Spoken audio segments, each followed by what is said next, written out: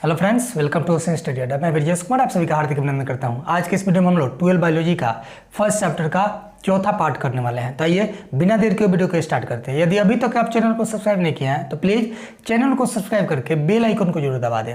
आइए इस वीडियो में हम लोग सबसे पहले समझते हैं कि निषेचन क्या है, फर्टिलाइजेशन। व्हाट इज फर्टिलाइजेशन, क्या होता है निषेचन। ध्यान रखिएगा कि जो नर युग्मक जो नर शरीर में बनते हैं, मादा युग्मक जो मादा शरीर में बनते हैं, इन दोनों का संलयन जरूरी है। यानी कि नए जीवों के निर्माण के लिए इन दोनों का संलयन जरूरी है।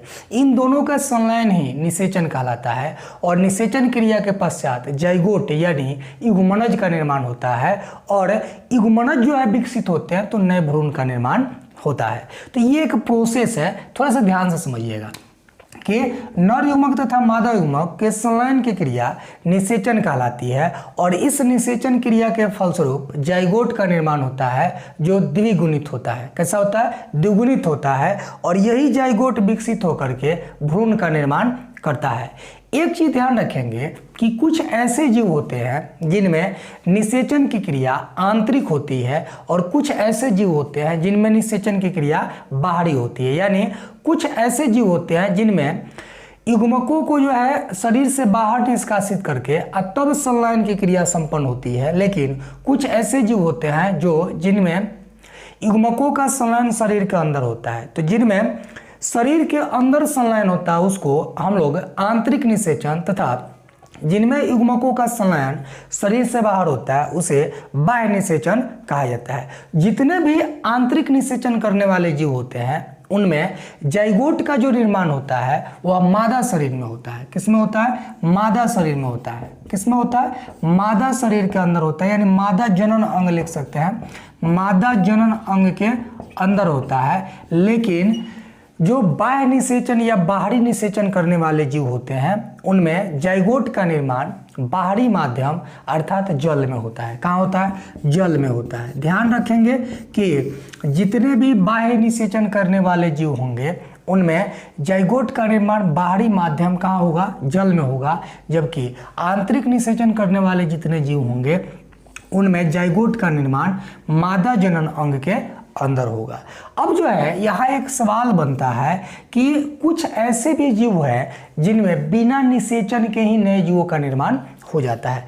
ऐसे तो आप जानते हैं कि जितने भी जीव हैं उन जीवों में नए जीवों के निर्माण के लिए निषेचन का होना आवश्यक है। बिना निषेचन जीवों का निर्माण नहीं हो सकता है। परंतु कुछ ऐसे जीव हैं जिनमें बिना निषेचन के ही नए जीवों का निर्माण हो जाता है। उस क्रिया को हम क्या कहते हैं?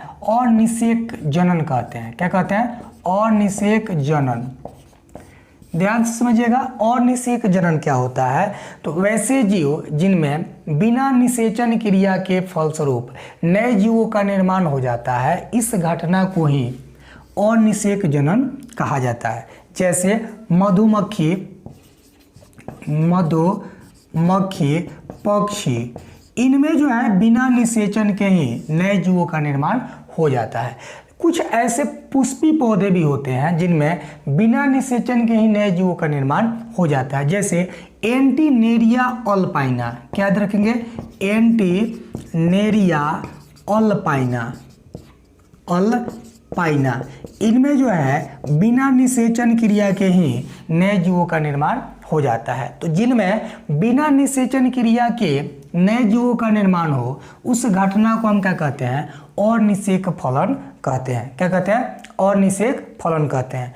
अब आइए आगे हम लोग देखते हैं, ये हम लोग समझते हैं निषेचन पश्च घटना को। निषेचन पश्च घटना क्या होती है? निषेचन के बाद होने वाली जितनी घटनाएं होती है उसे निषेचन पश्च घटना कहा जाता है। इसमें जाइगोट विकसित होकर के भ्रूण का निर्माण करता है। अब इसमें क्वेश्चन बनता है कि भ्रूणोद्भव क्या है? भ्रूणोद्भव क्या है? जाइगोट से भ्रूण बनने तक की जो क्रिया होती है उसे भ्रूणोद्भव कहते हैं। क्या कहते हैं? भ्रूणोद्भव कहते हैं। ध्यान समझिएगा, यही भ्रूण जो है भ्रूणोद्भव में विकसित हो रहा है, यानी कि निर्माण हो रहा है। किससे निर्माण हो रहा है? जाइगोट से। किससे हो रहा है? जाइगोट से। आइए ध्यान से समझिएगा इससे कैसे जाइगोट से भ्रूण का निर्माण होता है।